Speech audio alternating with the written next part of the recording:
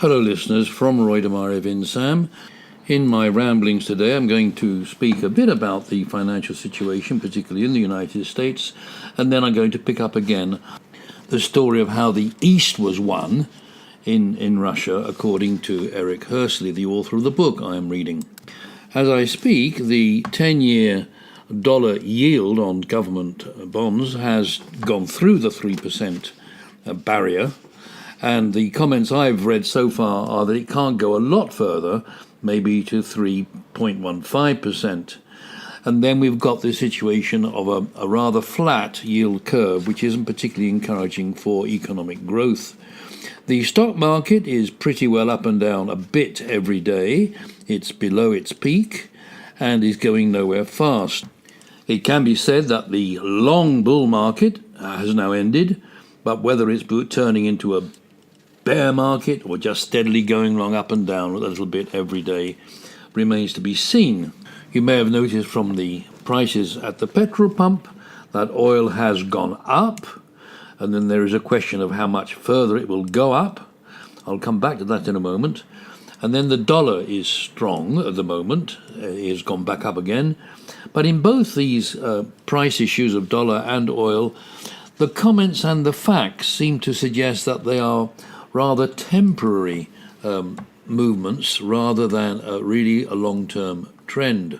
In fact, a lot depends on this situation with Iran and whether Trump does in fact pull the plug on the international agreement, thereby causing a problem with the oil market and, of course, destroying the credibility of the USA as a signatory to international agreements. The dollar is momentarily strong, but with the United States balance sheet and balance of payments, it's very hard to see that it has great long-term strength.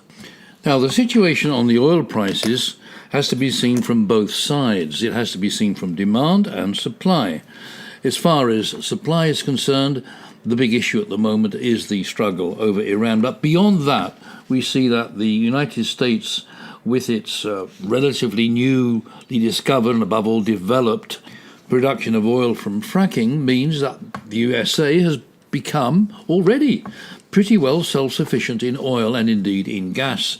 And there are stories of ports being converted from gas imports to gas exports. On the demand side, we observe that the electric car is gradually making progress. Okay, that doesn't have much impact just now, but electric buses are quite important, and indeed China is leading the way. That may surprise you. It surprised me that China has become extremely responsible in the last couple of years about the environment, and it has now massive fleets of electric buses which are consuming that much less fuel and therefore oil. Of course, they use electricity, and the electricity might be coming from a source involving coal or oil, but in the long run, moving to electricity as a source of power for vehicles is very favourable for the CO2 on the one side, but it is also favourable in lowering the demand for oil. I say favourable for us, the consumer. It might be unfavourable for the suppliers. I wonder if the fact that Ford is actually giving up making cars, it's extraordinary, isn't it? They presumably will still make them in Europe, but they've given up making what they call sedans, a regular car, in the United States in favour of pickup trucks and SUVs. They, of course, are so-called gas guzzlers, and it's totally irresponsible of Ford to push those over and above regular cars. But no matter, it's all a sign of the times that the car as we know it is approaching a point where it will change. Within the lifetime of even older people like me, I expect to see far more electric cars on the road and far more electric buses, and we could even see, as you know, electric trucks or lorries, all of which means that the demand for petrol and diesel is not going to go up very much, if it goes up at all, and that in turn will have a knock-on effect on the prices of oil. In the meantime, oil is expensive, and we'll have to pay a bit more at the pump for at least a few months before the long-term trend overcomes the short-term issues like the struggle over Iran and its contribution to the oil market. Let me change the subject now completely and talk about how the East was won. In previous broadcasts, I've spoken about Anika Stroganoff, the patriarch of the Stroganoff family, who managed to first become rich by discovering salt in various rivers where he lived in the northeast of Russia, in the Russia of Ivan the Terrible, and with whom he came to an agreement whereby Ivan basically said, okay, you bring me the salt and other things I need and provide me with some soldiers, and you can run that show where you live up there in the northeast as far as and even beyond the Ural Mountains. So salt got Anika Stroganoff started and his sons and so on, but it was something else which really made him super rich and super powerful, and which opened the door to Siberia. And that product was fur. It was basically the skins of the saber. Now, if you wonder what on earth the saber was or is, you're like me. Well, it turns out it looks very much like a pine marten. That's marten with an E, not an I at the end. There is a pub actually in Harrogate, which I pass quite frequently, called the Pine Marten, so you get a picture there what it looks like. It's in the family of the weasel. In French it's called zibelin, and in Russian, sobol. Back in the Middle Ages, furs from the saber and other more exotic animals were the main source of wealth for Russia to export to Europe. And the place where the big trading took place actually was not anything to do with the Stroganoffs, but was in Novgorod the Great, which is an old capital north of St. Petersburg, although St. Petersburg didn't exist in those days.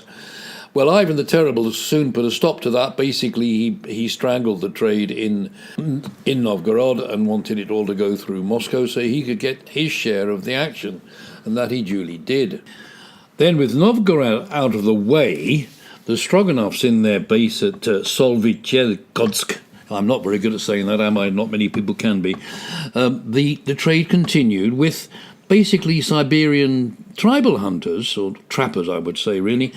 Although they did hunt too. Apparently they were very good with a bow and arrow and could shoot one of these poor little animals, like in the muzzle, so that they got the whole fur with no holes in it. Anyway, they would trade with the people in Solvitchegodsk, and that made the Stroganoff family become even richer. They would send, of course, these furs down to Ivan in Moscow and just grow in power and riches. And in due course, as the 16th century approached its end, Russians, not necessarily from where the Stroganoffs lived, but Russians from all over, realized it might not be a bad idea to go and trap these animals or kill these animals and bring back their furs themselves. Whether that involved fighting the tribes or calling upon them as associates, well, it was very mixed. They were, of course, violent and bloody with them, but at the same time they realized it was quite useful to have some allies. But it wasn't a casual matter to pop over the Ural Mountains, as it were, to find the saber. You really had to make a bit of an expedition of it, and you couldn't really do it alone.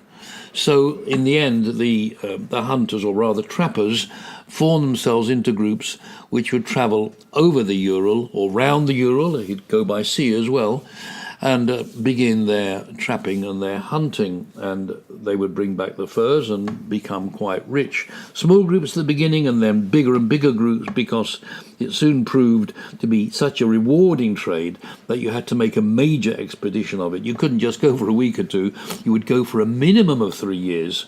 And in fact, when you did a really full-scale investment with money from Moscow or elsewhere, we're really talking about a 5, 6, even 7-year wait before the money rolls back in again to cover that initial investment.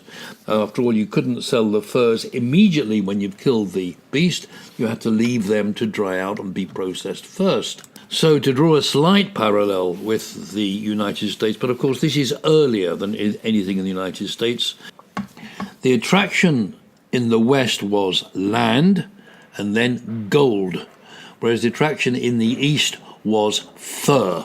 I'll continue the story next week, probably focusing on what was required in terms of logistics to get across the Ural mountain and further east.